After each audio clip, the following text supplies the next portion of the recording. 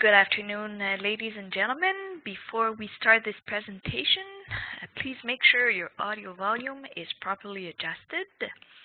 In order for us to know that you're hearing us clearly, please click on the hand icon appearing on the upper right side of your screen.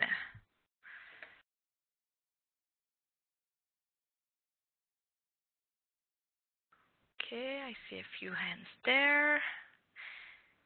Thank you very much.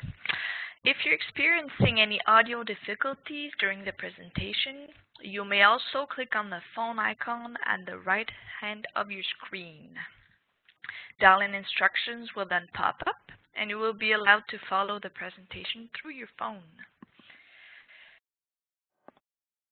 And before starting the presentation, let me remind you that throughout this webinar, you will be invited to submit your written questions by using the Q&A box on the lower right-hand side of your screen.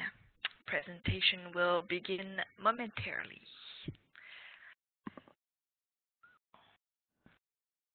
Karina, over to you. Good afternoon and welcome to the webinar on head protection. First, I'd like to thank each and every one of you for taking the time to attend this webinar this afternoon. My name is Karina. I'm the Marketing Advisor for SPI Health and Safety, and I'll be your host today.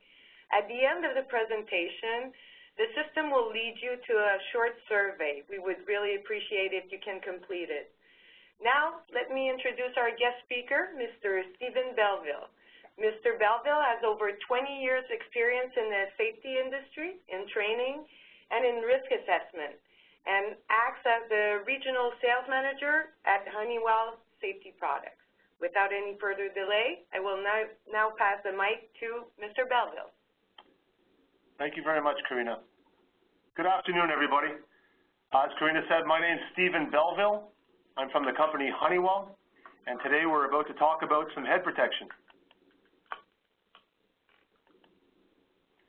I want to talk a little bit about the company that I work for. Again, Honeywell Safety Products, HIS. We're a leading manufacturer of personal protective equipment in Canada and in North America and around the world. What we do is we protect the workers with protection for head protection, eye protection, face protection, ear protection, hand protection. So basically we cover off from head to toe. We're a lot of things to a lot of people, but today's presentation is about head protection. The two lines in particular is Fiber Metal by Honeywell and North by Honeywell. So Fiber Metal, just a little bit of history with Fiber Metal. Fiber Metal invented the welding helmet back in 1905. There's been a lot of innovation over the years. Some of the innovations is like the ratchet that we find on all head protection. The ratchet was invented by Fiber Metal. There's a lot of history. We had our 100th anniversary in 2005. So there's a lot of history with Fiber Metal. Many of you might already know that company. We're specialized in welding for welders, head protection, visors, welding helmets. North is a company that makes the rest of the products that protects from head to toe. And the head protection, we're the #1 leading brand in Canada when it comes to head protection. So today, we want to talk a little bit about the head protection and the standards. The objective in this module is really you're going to learn the basics of head protection, including safety standards. There has been some changes in the standards quite recently, and I'll go over them in great detail on the next couple of slides. I want to talk about the different levels that are offered when it comes to head protection, and the wide assortment of solutions offered by HSP or Honeywell Safety Products. The basic knowledge of the hard hat industry and products available under two well-known brands. The standards and regulations. Let's go to this next slide here. This is an important change. It's an important change relative to not only the marketplace for people who are wearing head protection, hard hats, but also for us as a manufacturer and every other manufacturer for that stand. The way it works is that there's a new standard that's going to be in place. The standard is going to be in effect on June the 1st, 2016. The new requirement, the standard number is CSA Z94.1-15. The last two digits represent the last date that, the last year that it was modified. CSA evaluates the head protection criteria every 5 to 10 years. The last time that CSA made a standard change to head protection was in 2005. If you look at a hard hat that's made today on the market, you'll notice on the inside, and this information is all available on the stickers on the inside of the hard hat, or it's printed right in there, but you'll find today's, if you look, it's the standard that's in place is CSA Z94.1-05. So 05, 2005, that was the last year it was modified, and now 2015, again, it's been modified and everything has been agreed on, and now it's going to be in effect as of June 1st. So what does this change mean? Really, for the end user, the end user is not really going to see much of a difference. The criteria for us now, there's been a few changes in the way we test and certify the product when it's relating to impact. And as you can see here on the screen, I put up a couple of head forms. You have there's two head forms. There's the M head form and then the J head form. And now the CSA has asked us to be able to certify to this new standard. They've changed the form of the head. And by changing the form of the head for the testing for impact, there's a new line here. This is a laser line. If you look at this line here, this is actually the new line that every manufacturer has to meet to be able to test the new certification for impact. So what's happened is this line here, they've actually brought it down by margins. It's you can't even really notice it, but it's enough for us to be able to get it certified to this new standard. So here in this phrase here, I put Nord Zone. The Nord Zone is a new hard hat that we're launching, that's being launched this week actually. So we'll talk more about that as we go forward here. The changes also affects the UV protected test. Before they used to do a test on ultraviolet. Now they've actually put that on hold for now. They want to continue to do some more studies on it, and it might come up on the next revision, but they've taken that standard away, or that criteria. So that's part of the change as well. Again, this change that's happening is really for the manufacturers. The end users are just be rest assured that you folks are going to be getting the highest level of protection, because when CSA asks us to come with a product to test to the criteria, it's only because they want to have a better product that's going to better protect the workers.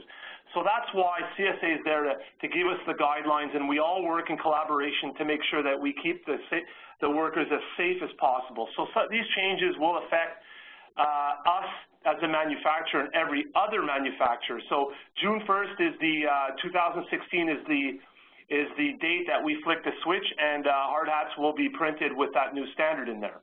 Now, to go back to the standard that's right now 2005, there is no reason for anybody to have to go out and start buying new hard hats on June the 1st. I want to make that very clear right now.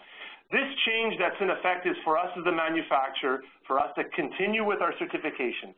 Therefore, by saying that, any hard hats that are out there in the marketplace right now that were made before June 1st, 2016, be rest assured that you are fine to use those hard hats for as long as the life of the hard hat. Very often we get the question, I get the question, Stephen from Honeywell, is there an expiry date on head protection? I just want to clarify that right now. There is no set date of expiry on any hard hat. The way it works is there's a date on the inside of the hard hat that gives you the markings of the year, the day it was born, the year it was born, and the month it was born. And it also gives you a number of a mold, because we have 4 different molds that make these hard hats. Those dates inside the hard hat that are printed in there are our dates for us to have a control of quality and quality control of if ever we have to make a recall, then we'd be able to trace it with the date. That date that's printed on the inside is not for the end users, okay? The date, what our recommendation is the date that you get the hard hat in service from SPI Security. That's the date that you would then mark down as, okay, I've put this hard hat into service today, the 19th of May, 2016, And we, as a manufacturer at Honeywell Safety Products, recommend that you change the suspension out once a year and the hard hat every 5 years. Again, that's a recommendation. It all depends on the application of the worker. I want to make that clear because that's a question that comes up way too often, and there's a lot of confusion in the marketplace about that. So I wanted to make sure that you folks know this, and it's an important point. We'll go to the next slide here. Head protection levels. There's 2 levels of protection in Canada. Okay, the CSA Z94.1, 2016, 2015, let me correct myself, 15 for 2015, and ANSI Z89.1, which is the American standard. Here in Canada, we follow the CSA Z94.1, and there's 2 levels. There's what they call a hard hat that's a CSA Type 1, and a hard hat that's a CSA Type 2. I'm sure most of you might already know the difference between both of them, but let me elaborate. A Type 1 hard hat is basically crown protection only. It gives you a sense of protection from not only a sense, but it's a criteria for us to pass the standard for Type 1 from a vertical drop blow to the head. Now, there is a criteria for a side lateral impact as well on a Type 1, but it's nowhere near as severe as a Type 2. A Type 2 hard hat, as you can see in the picture on the right, you've got side lateral impact and you've got vertical impact. Now, how can you identify one from the other? One way is by flipping the hard hat on by looking at it on the inside. You'll notice that there'll be a foam on the inside, or there'll be what they call on our fiber metal for the welders hard hats, Type 2. We use what they call an attenuator band, a 32-point attenuator band. So it's kind of like a corrugated plastic all the way around the shell of the hard hat on the inside. That's a Type 2. Also, a way you can find out whether or not it's a Type 2 is on the actual labels. On the labels, you're going to be able to identify whether it's a Type 1 or Type 2 because it'll be clearly stated.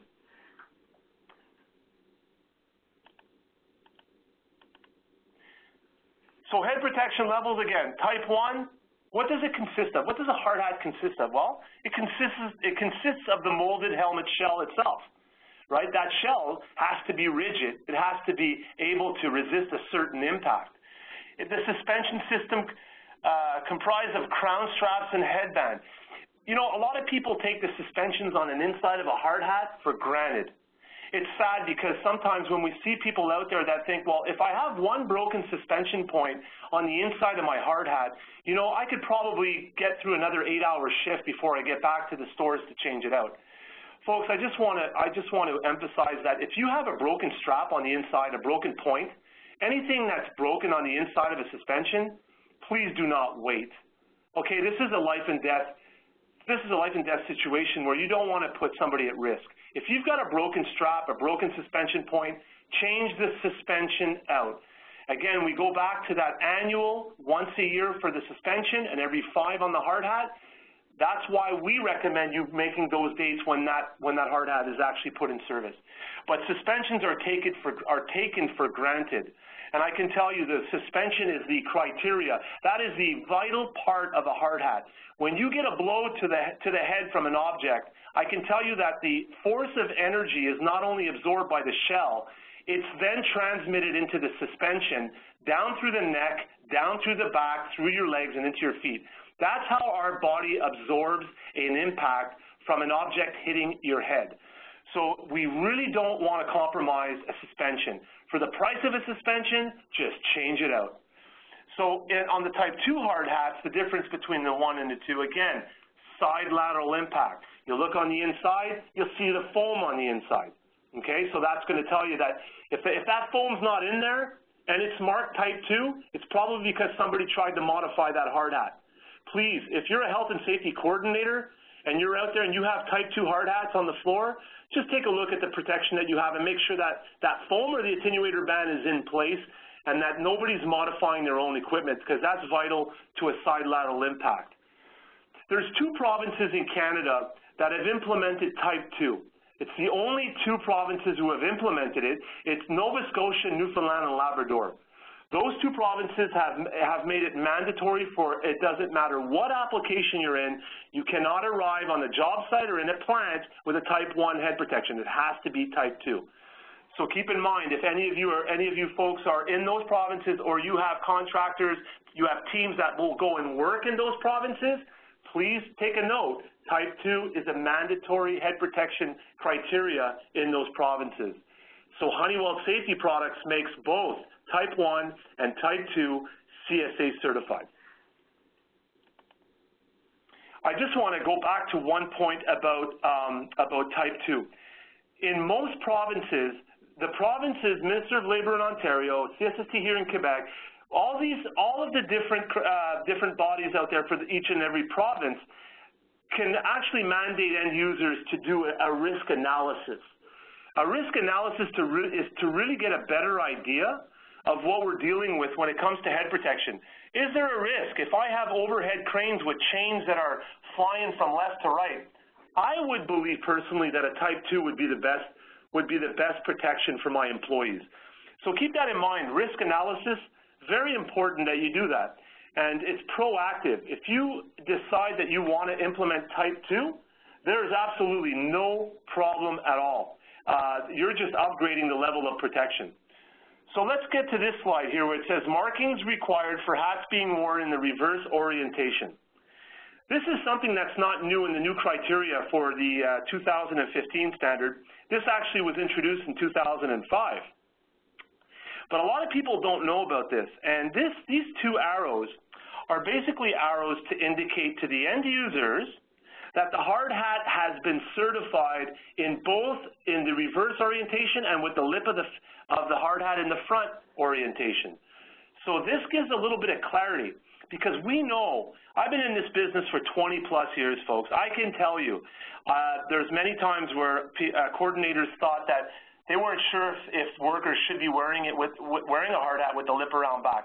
This brings clarity to the table. This is indicated on the labels. So next time you pick up a hard hat, take a look at the inside and you'll see those two arrows. And that's not recycling, friends. That is for reverse orientation. Okay? So that's an important key element. There's three classifications, folks, for head protection. Okay, there's Class E with dielectric, there's Class G, which is general, and there's Class C, which is conductive. Now, a lot of people will say, well, what do I need for my workers? Really good question. Again, that comes back to your risk analysis. I'll give you an example. Let's say you're working on a job site or you're working in a plant and my employees are doing an electrical panel with high voltage, right? They're working around high voltage. Well, I probably want to get them into a hard hat that's a Class C that's tested up to 20,000 volts. I think we would all agree to that an electrician should be in a Class C hard hat. We don't want to be putting the electricians into a Class C. Again, all of this information, my friends, are all included in the labels, or it's printed, or it's actually stamped right on the inside of the hard hat.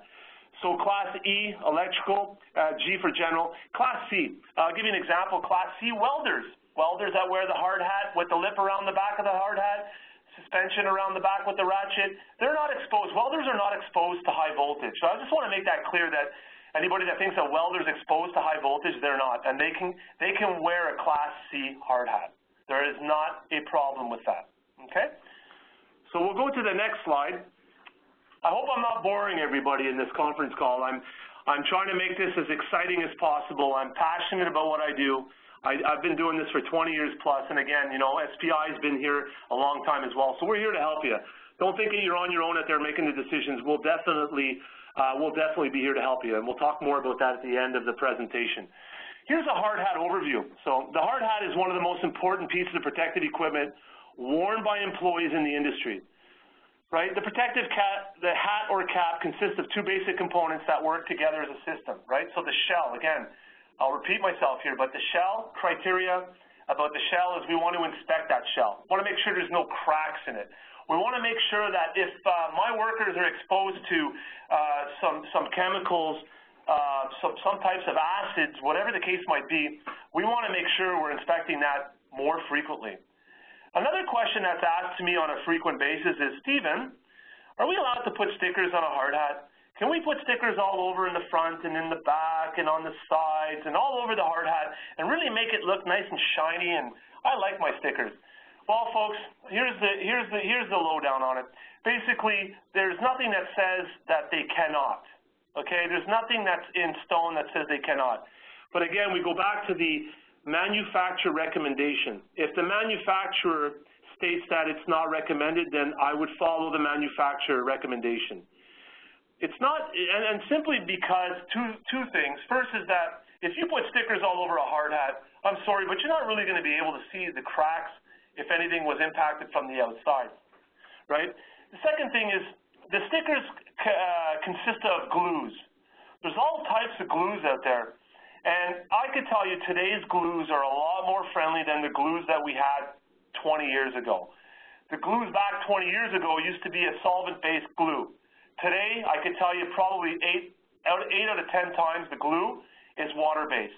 So there's not a problem, really. But you want to be able, if you want to know, just try to get the MSDS sheet for the actual glue they're using on those stickers. That would be one way of doing it. Another sticker I want to stay away from is the aluminized stickers. I think a lot of us have seen those aluminized stickers. Those, my friends, most of them do have a base of solvent.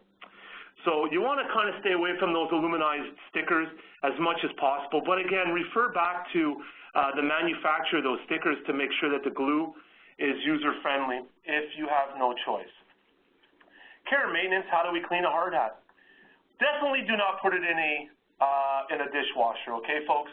I've seen this out there in the field, people bringing their hard hats home, throwing them in a dishwasher and thinking, I'll have full 100% bacteria-free hard hat. Don't do that, okay?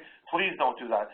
That's way too much heat for a hard hat to really to absorb on a regular basis. The best way to clean your hard hat would definitely be to just take some soap and water, mild soap, you know, no solvent-based soaps, but solvent soap, Palmolive or Ivory soap. Just give it a good wash. Same with the suspension parts. You want to clean it out every once in a while, because I can tell you that anybody that wears a hard hat for a year and doesn't clean the suspension, it's pretty nasty. And I just want to get that message out there that it should be cleaned. Sweatbands are changeable in those hard hats, so, you know, change the sweatbands out on a regular basis. And the components, you know, the suspension is replaceable. So that would be our manufacturer recommendation at Honeywell Safety Products. Okay, folks. So let's talk about something that's brand new that we actually are just launching next week officially in Canada. It's our new Nord Zone hard hat, okay? The Nord Zone hard hat is a hard hat that we designed around the workers. We did what they call the VOCs, the voice of the customer. We sat down with over 300 end users. We talked to them about really what is the criteria for a hard hat. What do they see that is the most important thing in a hard hat? And I think we can all answer that question at the same time. I think you're all saying the same thing, is that the comfort is the #1 criteria. And I can tell you, if the hard hat is not comfortable, there's probably a good chance that your workers or the workers are taking that hard hat off for a few seconds a day because it's not comfortable. So what did we do at Honeywell Safety Products? We sat down with the end users, and we really asked them what they wanted to see. So here's the new Nord Zone. The new Nord Zone is now CSA certified, Z94.1-15, Class E Type 1. This hard hat is a lighter weight hard hat. It's got a suspension that goes below the nape bone around the back of the head. It's got a removable pad on the back of the suspension. If we take a look at it right here with my pointer, there's a little piece here that actually is not permanent. You can take this little piece off if you want it or not, but we did our tests in the field, and for somebody that's wearing a hard hat for 8 to 12 hours, this is gold. This is really something that's going to keep the hard hat on their head, and they are going to be very, very comfortable. The other point is the suspension on the inside of the hard hat. What we did was we listened to the customers and we developed a suspension, one suspension that fits all size heads, small, medium, and large. And it's right behind here where the sweatband is. And by the way, this sweatband is washable, okay? So it's a lot thicker, it's washable, it evaporates faster, resulting in cooler feel for the user, okay? So that's a big point. But in behind this sweatband, There's an adjuster of 3 different sizes, small, medium, and large. Let me tell you, folks, I don't know how many times in 20 years that I've gotten calls from customers asking me that, you know, we'd like to get a suspension that closes a little bit smaller, or that we need something a little bit bigger. We're all different. That's why we call this personal protective equipment. We're not all made the same, and that's why we brought this into effect on the new North Zone hard hat. So we're excited about it. We've got a lot of momentum so far with the samples that we've given out in the field, and it's really, we're getting a lot of positive feedback. So the new North Zone, there's our new hard hat from Honeywell Safety Products, and it's available as of next week. We've got 17 beautiful colors available. So we have more colors available now than we ever did before. So that's a definite plus, including all high visibility. For our Quebec listeners, there's a standard in Quebec for the Ministry of Transport where it has to be high visibility in the line. We've got it. So we'll go to the next slide. The Super 8 Roughneck. Some of you folks might already know this hard hat by Fiber Metal. Very well known in the field for welders, for foundries, where there's a lot of high heat going on. You know, people working beside furnaces. Welders, they're welding in the overhead welding position, and welding spatters falling down onto the hard hat. Well, guess what? The Fiber Metal P2 series family hard hat, this is the #1 resisting hard hat on the marketplace when it comes to welders. It's very well known to adapt face shields, to adapt welding helmets, really for that field of where you've got a lot of high heat, and these welders are exposed to a lot of heat and spatter. So the Roughneck is definitely a well-known hard hat out there. Great news, it meets now the new CSA standard for Type 1 2015, so we're good to go on the Fiber Metal side of business as well. The suspension on the inside of these hard hats, I can tell you that the suspension, a lot of people ask, you know, the suspension that you have available for the Fiber Metal hard hats, what is this 3SW2 hard hat? Well, it's a suspension that you'll be able to wear the hard hat whether you wear it with the lip in the front or the lip in the back. This is a bonus because you really don't have to take the suspension out of the hard hat to reverse the orientation. You basically just swing it from one side to the other. The sweatband on the inside is 360 degrees.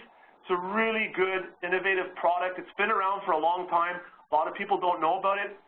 You can ask SPI if you're interested in getting to know this product a little bit more. They'd be more than willing to come over and show it to you. The other suspension, the 3RW2, that's the one that comes with the Fiber Metal hard hats. So that's a standard suspension. Head protection value-added services overview. Folks, for all of you fine folks out there that are looking to print on your hard hats, you know, nice images, especially on the North Zone. We did a lot of testing. We do all the, by the way, we do all the printing here in Canada. At our plant, at our facility, all of that's done here, so our turnover is really quick. The hard hats, we get to print in a larger space now with the North Zone. We're able to go bigger with the images. So we'll print on the front, on the back, on both sides. Definitely something to take advantage of. It's a pad print and it's permanent. And when I say permanent, I mean you cannot scratch that logo off. It's on there good. So if you want to advertise your company on the front or on the sides or in the back, I have a couple of customers that put extra logos about safety. Think safety, it pays you. It's definitely feasible to do. And all we need basically is an EPS file, a PDF or a JPEG. You would send that to your SPI representative, and then in essence they would transmit that to us at Honeywell, and we'll make up the mock-up so you can see it printed before we go to actual print, so you'll see the mock-up. So I guess we're running out of time here. We've only got a couple of minutes, and I apologize because we wanted to give you folks at least 5 to 10 minutes of questionnaires here. So if anybody has any questions online, if you want to just type them in, now is the time. We're here for a couple of more minutes for sure. If we go past the criteria, we have no problem with that. We don't want to take too much more of your time. So, Karina, do we have any questions in the queue? Yes, actually we do. Can we wear a baseball cap under a hard hat? Oh, wow. Yeah, that's a question, and it's you know, that's a question that I think I get asked probably on a weekly basis, and I actually see it out there on quite a bit. I'll go into job sites and I'll see I won't say the younger generation because I won't be specific to any gender, but I will say that I see a lot of people out there that are actually wearing the hard baseball cap underneath their hard hat. I can tell you folks, if you see that going on, I would highly recommend that you make a recommendation or you tell them to take that baseball cap off their head. I'll tell you why. I mean, the way that hard hats are tested for impact, they're tested on the, we showed you some pictures earlier on that mannequin. It's tested on a head form and not on a head form with a baseball cap. So if they ever get an impact with that baseball cap underneath, it could actually do more damage than anything. So please, please do not wear a baseball cap underneath your hard hat. Good question. We have another question. Yep. Will the North Zone be available as Type 2? So really good question. Yeah, the North Zone, we're looking at developing the Type 2 very soon. I mean, yes, it will come out. Just for your information, our Type 2 hard hat, the A89R and the A119R that's out there right now, Type 2, is CSA certified by the new standards in 2015. So yes, we're going to see the success we get with this new North Zone, and obviously we would like to transmit the same success onto the Type 2. So stand by for that. That's a great question. Thank you. Okay, and can Honeywell make audits at our facility or directly on the work site? Okay, so audits, and we talked about that. Being able to do a risk analysis, do an audit at your specific location, absolutely. We'll work in collaboration with your representative from SPI to actually go in and do a site audit. It doesn't take that long, depending, again, on how big the plant is or how big the construction site is, but we'll definitely be available to do a risk analysis with you, and we'll document that so that you folks have it, and we can help you make the recommendations, whether it should be a Type 1, Type 2. You know, bump caps, people ask me, are bump caps certified CSA? No, they're not. Those butcher bump caps are not CSA. So you will very rarely see, and I'm sorry, you will not see a bump cap in an industrial or a construction site environment. So this is the conclusion of our head protection webinar.